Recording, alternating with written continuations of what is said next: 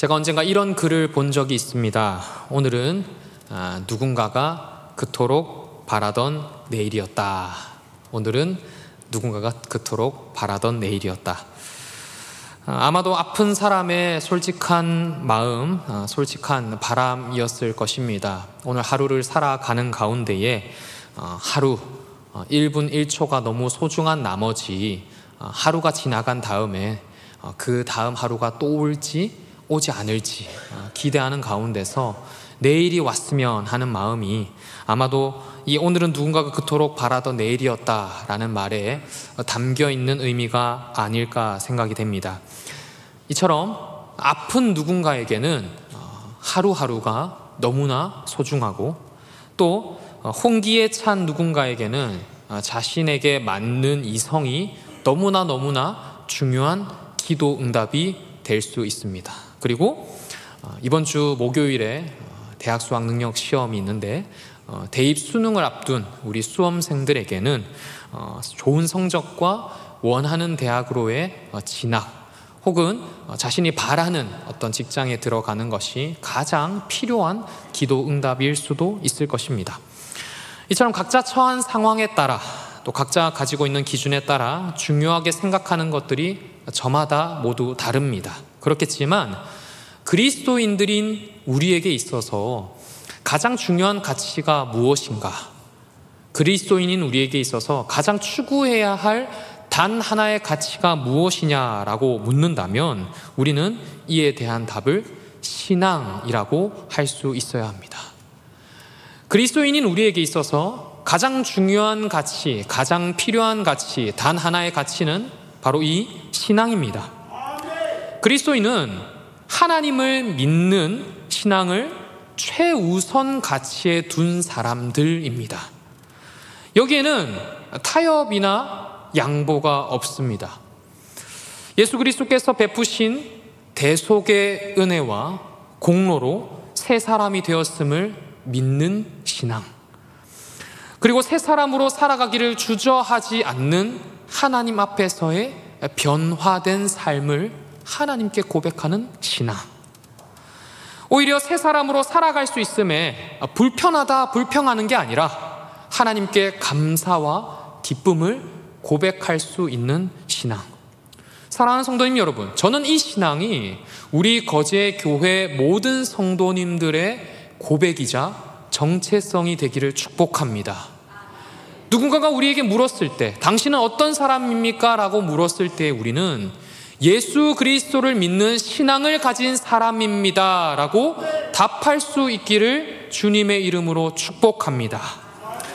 이걸 잘 해낼 때 오늘 우리가 읽은 이 26절 말씀의 표현처럼 우리는 하나님께 은총받는 인생이라 인정받고 칭찬받을 수 있습니다.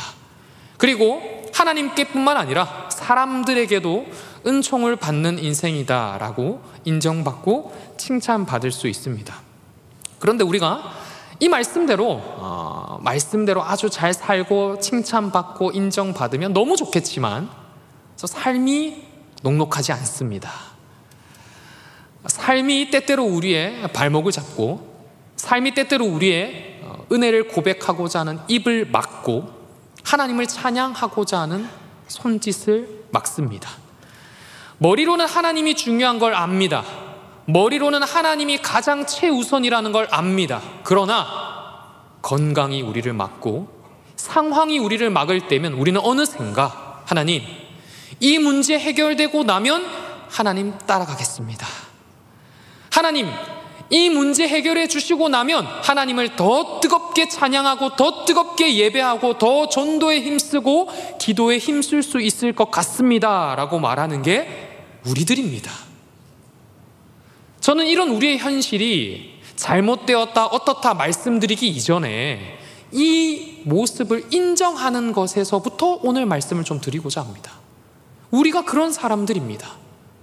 신앙이 최우선인 것을 알지만 삶의 여러 형편과 다른 환경으로 인해서 다른 요소들로 인해서 하나님을 고백하지 못하고 상황을 이야기하고 토로하는 게 우리들입니다. 오늘 본문 말씀은 그럼에도 불구하고 하나님 믿는 인생이 가장 가치 있는 인생이다라는 결론을 내려두고서 오늘 말씀이 쭉 이야기가 전개됩니다.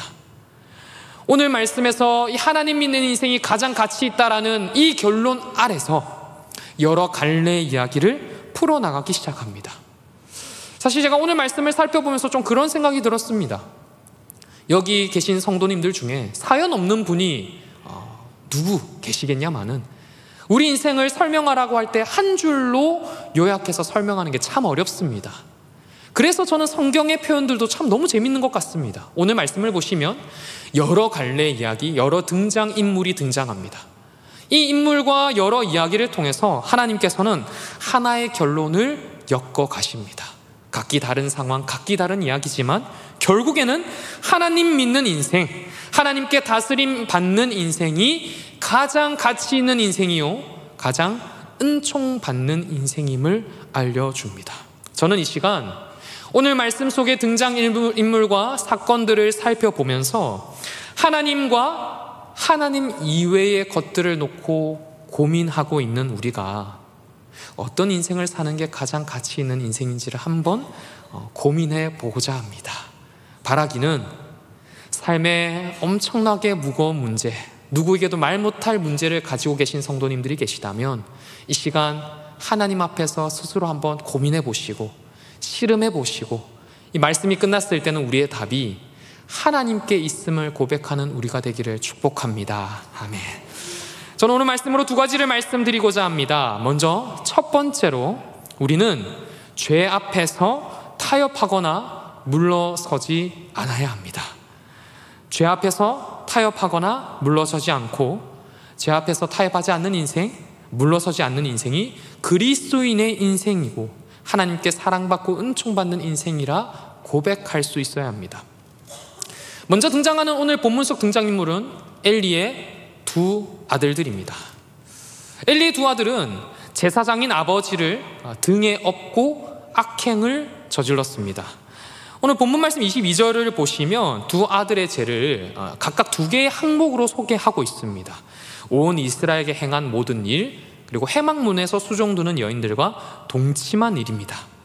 이 두 가지 일은 내용이나 그 의미에 있어서 굉장히 심각한 죄였습니다. 먼저 온 이스라엘에 행한 모든 일을 살펴보면 홈노와 비느하스는 제사가 끝난 후 제사장에게 돌아가야 할 몫을 정해진 방식이 아니라 임의로 탈취했습니다. 제가 당시에 그 제사장들이 들고 갔던 어떤 풍습이나 전통들을 좀 살펴보니까 당시 제사장들은 보통 이 제물의 가슴팍이나 오른쪽 뒷다리 부위를 가져가야 했습니다. 이것을 이제 새꼬챙이로 가져가거나 해서 제사가 다 끝난 다음에 가져가야 됐는데 이 두 아들은 제사 후에 음식을 먹으려고 삶는 중에, 그러니까 채 다 삶아서 나눈 게 아닙니다. 나누는 모든 그 준비 과정이 끝나서 나누는 때가 아니고 아직 나누기도 전에 모든 사람들이 기다리고 있는 순간에 나타나서 자신들이 원하는 부위를 갈고리로 찔러다가 가져갔습니다. 여기서 두 사람이 저지른 죄가 무엇인지 딱 드러납니다. 홈리와 비나스는 제사를 하나님께 드리는 것이라 여기지 않았습니다. 오늘로 바꿔보자면 홈리와 비나스는 예배를, 하나님 만나는 순간을, 하나님과 대면하고 기도하고 은혜를 누리는 모든 순간을 하나님께 드리는 것이라 여기지 않았습니다. 제사장의 아들로 태어났습니다. 어릴 때부터 제사장 교육을 받았습니다. 모태신앙 중에 모태신앙이었습니다만 두 사람은 예배를 소홀히 생각했습니다. 이게 얼마나 심각한 죄였냐면 두 사람의 죄를 그냥 이런 죄를 지었다 정도로 말하는 게 아니라 두 사람의 행동을 가리켜 온 이스라엘에게 행한 죄라고까지 말합니다. 그러니까 자신들만 죄를 짓고 끝나는 게 아니라 그 죄의 영향이 이스라엘 모든 백성에게 흘러갔다라고 표현합니다. 이어서 홈리와 비나스는 회막문에서 수종드는 여인과 동침하기도 했습니다. 회막문은 하나님께서 그 백성들에게 하시는 말씀을 경청하는 장소입니다. 그러니까 이 장소가 단순히 어떤 곳을 출입하는 어떤 성소로 출입하기 위한 그냥 출입문 정도의 의미에 지나지 않는 게 아니라 말씀을 전하기 위해 준비하고 말씀을 듣고 어떻게 보면 하나님의 백성들에게 하나님의 말씀이 시작되는 곳이 회막문이었습니다. 그런데 이 회막문, 그 어떤 곳보다도 하나님의 말씀이 시작되는 곳으로서 거룩이 이루어져야 할, 거룩해야 할 곳에서 두 사람은 죄를 짓습니다. 누구보다도 거룩한 채 이곳을 통해 성소로 들어가야 되는데 두 사람은 이곳에서부터 가증한 일로 스스로를 더럽히고서 하나님이 임재하시는 성소로 출입합니다. 생각해보면 죄라는 게 그렇습니다. 처음에 저지를 때는 너무나 무섭고 벌벌 떱니다. 예배에 나오는 것 1분 1초 늦는 것에 벌벌 떨고, 기도할 때 내가 전심으로 기도하지 못하는 것에 하나님이 노여워하시면 어떨까 돌아보기도 하고, 어떤 때는 내가 성경책 가지고 오지 못한 것에, 제가 그렇다 해서 성경책 가지고 온 것을 뭐라 하는 게 아닙니다. 그런 이제 마음에 대해서 말씀을 드리는 거예요. 그런데 우리가 점점 더 익숙해지고 자연스러워지고 편한 걸 택하는 가운데 어떻게 되냐면 더 우리의 편안함을 추구하기 마련입니다. 그냥 다른 사람 흉보고 오다가 교회에 들어와도 아무 죄책감이 없고, 주일날 아침에 가족과 대판 싸우고서 여기 와도 마음에 가책이 없고, 저 남편 너무 자식은 왜 이러냐라면서 궁시렁대다가 앉아도 은혜를 말할 때 가책이 없고, 어느샌가 우리가 그렇게 예배 자리에 앉아 있더라 하는 겁니다.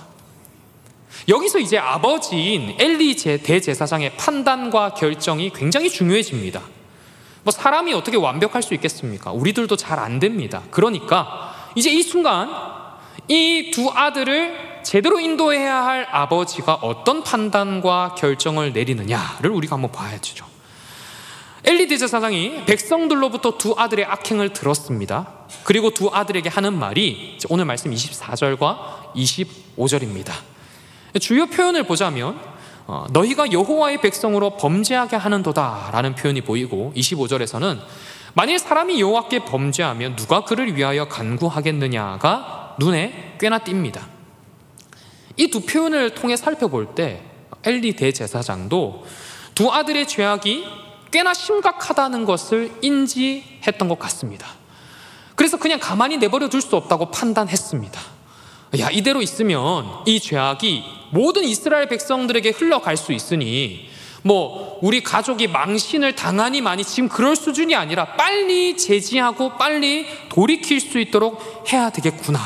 그래서 하는 표현이 지금 25절에 보시면 사람이 여호와께 범죄하면 누가 그를 위하여 간구하겠느냐라는 표현을 씁니다. 이게 꽤나 심각한 어떤 의미를 담고 말하는 게, 간구하다라는 표현은요, 그 원어적인 의미에서 이제 중재하다라는 의미를 담고 있습니다.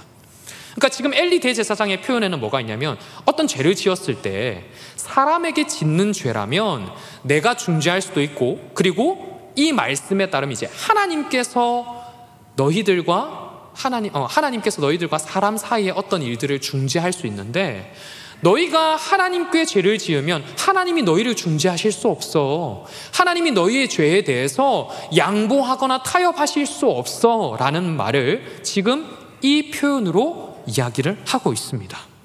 그러니까 두 아들이 지은 죄가 그렇게 심각했다라는 것을 깨달을 수 있도록 알려주는 겁니다.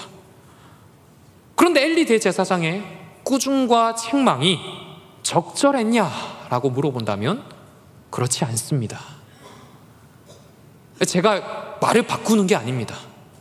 꽤나 심각하게 말하고 있기는 합니다만, 이게 책망했냐 안 했냐가 아니라 두 사람이 죄에서 깨닫고 회개해서 돌이킬 수 있는 데까지 꾸중했느냐라고 한다면 그렇지 않습니다. 엘리 제사장은 그냥 죄의 내용만 말했습니다. 마치 이런 겁니다. 너희들 좀 죄를 심각하게 지었는데, 야 너네 그러면 안 돼. 야 너네 그러다가 좀 심각하다. 이 정도로 끝마친 거죠. 엘리 대제사장은 그냥 죄를 말했을 뿐인데 이것이 이제 신명기 21장 18절부터 21절 말씀에 보시면 이런 내용이 등장합니다. 사람에게 완악하고 패역한 아들이 있어 그의 아버지의 말이나 그 어머니의 말을 순종하지 아니하고 부모가 징계하여도 순종하지 아니하거든. 이제 19절부터가 중요해집니다.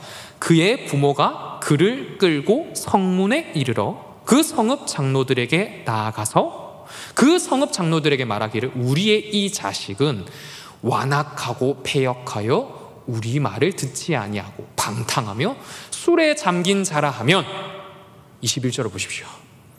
그 성읍의 모든 사람들이 그를 어떻게 한다고요?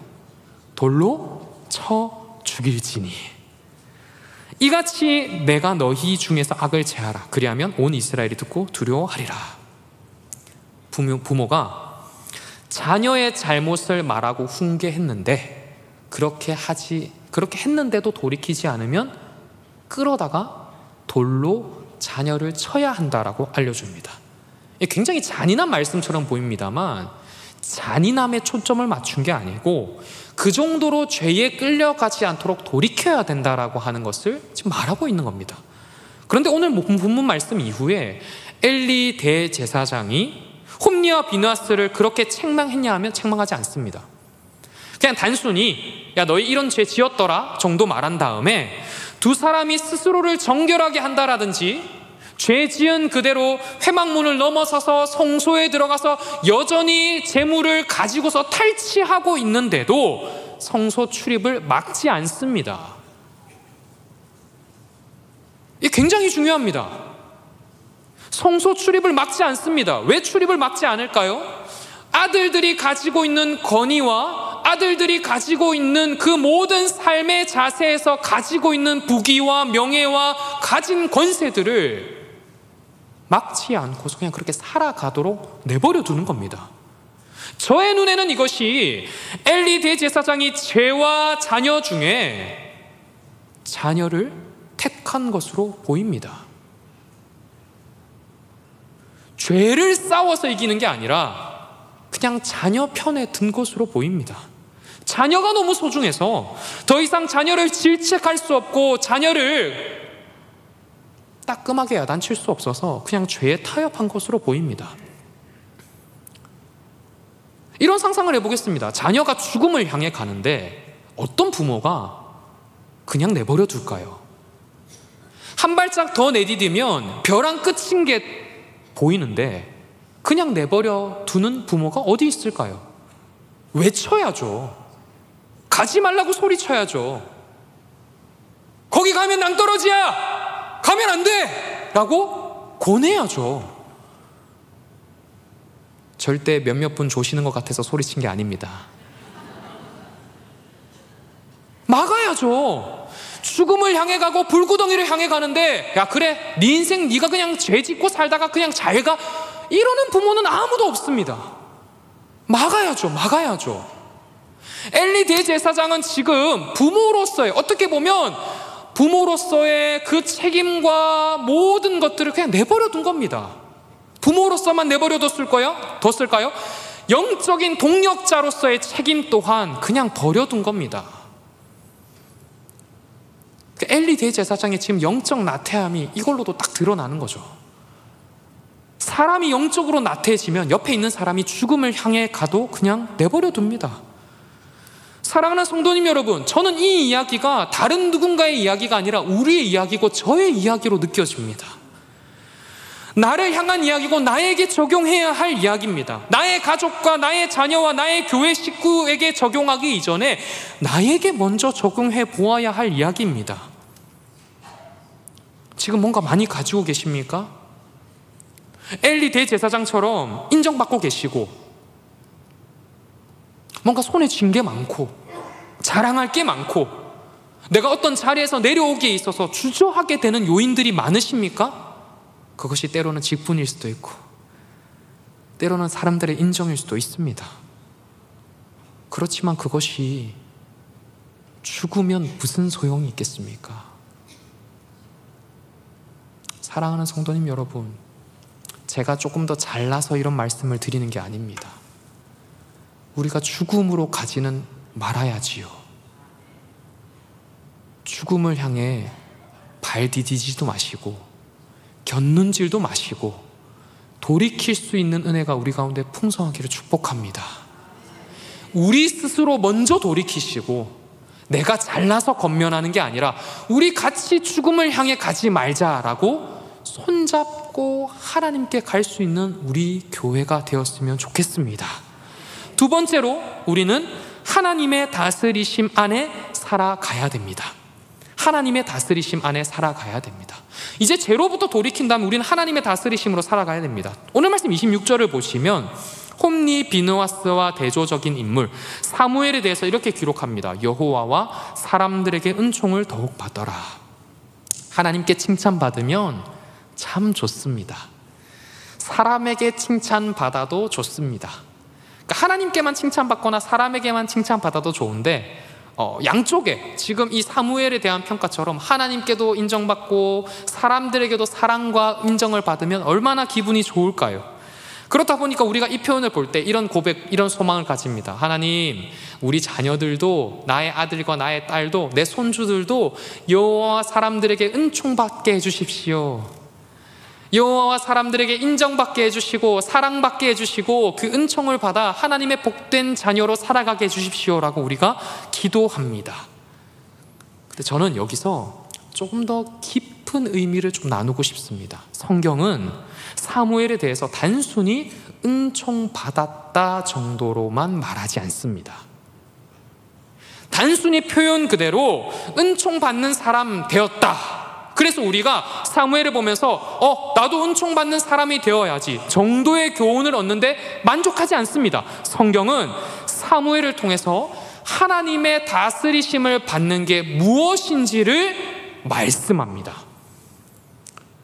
이 하나님께 은총받았다라는 표현을 통해서 하나님의 다스리심 안에 있는 게 칭찬받는 것이고, 하나님의 다스리심 안에 있는 게 인정받는 것이고, 하나님의 다스리심 안에 있는 게 그리스도인의 정체성이라는 걸 알려줍니다. 그러니까 첫 번째로 죄로부터 돌이킴, 이것에서 시작해서 두 번째로 이제 다스리심까지 갈 수 있도록, 이게 결국 은총받는 인생이다라는 것을 알려줍니다. 특별히 사무엘서가 기록된 시기는 이스라엘이 막 왕조로 세워져 가던 그 체제가 점차 이렇게 전환되어 가던 시기였습니다.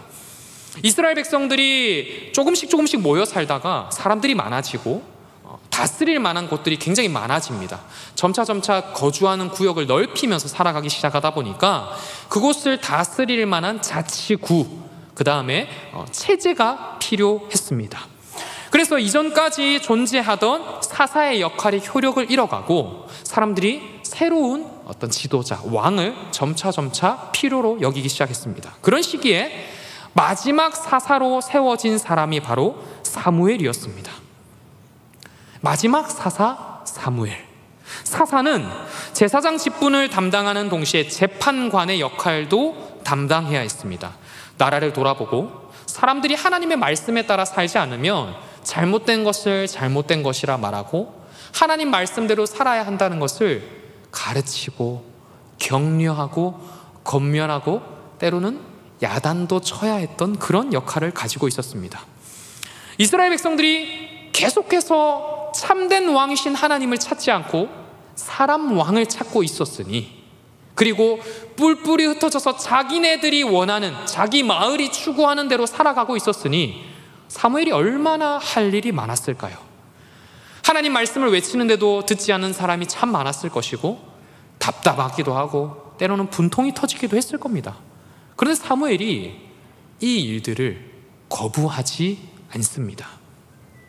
사무엘이 하나님의 사명에서 벗어나 잘못된 길로 가지 않습니다. 어머니의 기도로 태어나 자라고 어렸을 때부터 제사장의 일을 배웠고 하나님 말씀과 가까이 하는 인생을 살았습니다. 가장 가까이 있었던 엘리 제사장의 연약함을 따르지 않고 어찌 보면 자신과 동년배였던 홈리와 비느하스를 닮아가지도 않았으며 하나님의 다스리심 안에서 살았습니다.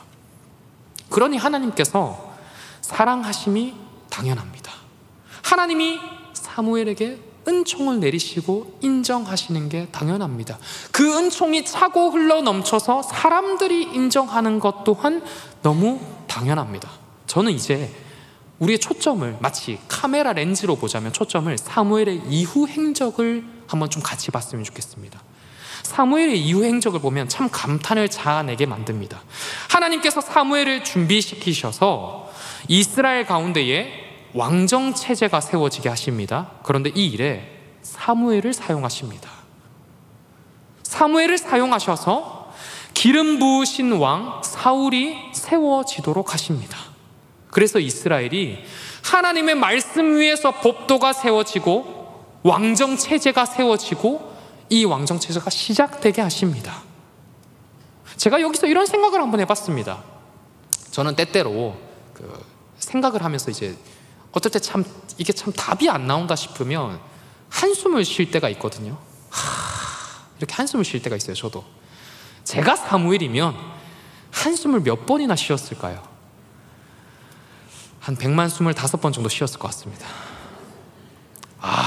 이 사람들 보면서 한숨 쉬고 저기 저 마을 가서 한숨 쉬고 그러면서 하나님이 야, 너 이제 사울한테 가서 너 왕으로 세워졌다라고 전해 이러면 제가 하나님께 뻗대 쓸 것 같습니다. 하나님, 저 이제 못하겠습니다. 저 이제 못해 먹겠습니다. 그냥 다른 사람 세우든지 말든지 저 이제 지쳤습니다. 저는 그랬을 것 같습니다. 근데 이 사무엘이 참 대단한 게 하나님의 다스리심 안에 살아간다는 게 뭐냐면 하나님의 사명에서 계속해서 걸어갑니다. 뛰어난 뭔가 결과가 있어서 걸어가는 게 아닙니다. 다른 사람들이 인정할 만한 결과값이 보여서 그 인생을 유지하는 게 아닙니다. 다른 사람들이 알아줘서 그 사명을 감당하는 게 아닙니다. 그 자리가 하나님의 다스리심 안에 있으니 그 자리를 지켜가는 겁니다. 제가 앞서 신앙이라는 것이 하나님을 믿는 것이라 말씀드렸는데 사랑하는 성도 여러분, 신앙이 그렇습니다. 내가 먼저 하나님께 사랑받고 인정받고 싶어서 그 자리를 지키는 게 아니라, 물론 그런 마음도 안 가지는 것보단 좋습니다만 하나님의 다스림, 그 자리가 하나님의 다스리심 안에 있는 거죠. 그러니 그 자리를 지키면 그것이 다스리심 안에 있는 것이고 그 자리를 지킴으로 말미암아 우리가 26절 표현처럼 하나님께 은총을 받는 겁니다. 여기서 저는 이런 질문을 한번 드려보고 싶습니다. 그래서 엘리의 아들들과 사무엘 중에 누구로 살고 싶냐라고 물어본다면 우리는 당연히 사무엘이라 답할 겁니다. 엘리의 두 아들처럼 비참한 인생, 죄 짓는 인생을 살기보다는 사무엘처럼 은총 받는 인생을 살겠다, 당연히 답할 겁니다. 삶의 결과만 놓고 보면 그렇겠지만 우리 삶은 결과를 모르는 인생이지 않습니까?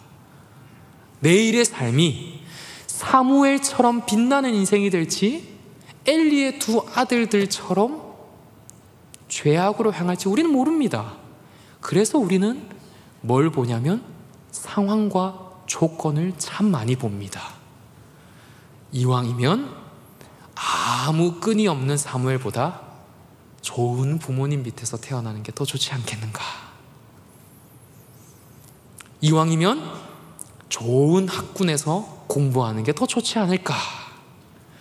이왕이면 어릴 때부터 영어 유치원도 다녀보고, 이왕이면 엘리 대제사장과 같은 좋은 사람 밑에서 교육도 받아보고, 필요합니다.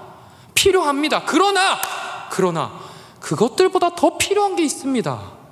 하나님입니다. 우리가 좋게 보는, 좋다고 인정할 만한 많은 조건과 상황들이 있겠지만 사랑하는 성도님 여러분, 그것들보다 필요한 것이 하나님입니다. 돈 필요하죠. 상황 필요합니다. 문제 해결 필요합니다. 그러나 그것들이 있어도 하나님이 없으면 우리 신앙은 아무 의미가 없습니다. 하나님이 있어야 우리는 신앙인입니다. 하나님이 계셔야 우리의 고백이 여전히 신앙인이 될 수 있습니다. 사랑하는 성도님 여러분, 우리 인생을 한낱 조건과 한낱 환경 안에 가두지 마십시오. 단순히 은총 받는 것에 인생의 목적을 두지 마시고 단순히 인정받는 것에 인생의 목표를 두지 마시고 하나님의 다스리심 안에 살아가시기를 축복합니다. 하나님의 다스리심 안에 살아가시기를 축복합니다. 내가 먼저 하나님의 다스리심 안에 살아가시고, 자녀가 하나님의 다스리심 안에 살아가시고, 우리 가정이 하나님의 다스리심 안에 살도록 해야 됩니다. 저는 이를 위해서 조금 더 적극적인 실천을 한 가지 좀 권해드리고 싶습니다. 내 인생을 바라보실 때도 마찬가지고요, 특별히 우리 다음 세대를 바라보실 때, 혹은 우리 옆에 있는 동력자 성도님을 바라보실 때 그 사람의 조건과 환경을 보지 마시고 이 사람이 하나님의 다스리심 안에 있을까를 한번 보시기를 축복합니다. 이 사람이 하나님의 다스리심 안에 있을까? 이 사람의 직분이 아니라, 이 사람이 섬기는 가지수가 아니라, 물론 그거 중요하죠. 그러나 거듭 말씀드립니다. 그것보다 하나님이 더 중요합니다. 하나님 다스림. 그러면요, 사람을 보는 관점이 바뀝니다. 내 인생을 보는 관점이 바뀝니다. 내가 다른 것들을 추구하는 게 아니라 하나님을 추구하고 하나님의 다스리심 안에 있는 걸 추구하고 하나님과 교제하는 시간을 추구하고, 그래서 내 자녀들과 내 가족과 내 다음 세대들이 하나님의 다스리심을 추구하고 있는가가 더 중요해집니다. 사랑하는 성도님 여러분, 말씀을 정리하겠습니다. 제가 두 가지를 말씀드렸습니다. 죄에 타협하지 않아야 된다라는 걸 첫 번째 내용으로 말씀드렸고, 하나님의 다스리심에 집중해야 된다라는 걸 두 번째로 말씀드렸습니다. 각기 다른 내용 같겠지만 결국 하나의 결론입니다. 우리는 하나님의 다스리심 안에 살아야 합니다. 혹 이 내용이 조금 불편하지는 않으셨는지 모르겠습니다. 저는 제가 맡고 있는 고등부 학생들에게 더 심하게 얘기합니다. 수능을 앞두고 있는 고3들에게 대학 따라가지 말고 하나님 따라가자라고 말합니다. 동의가 되십니까?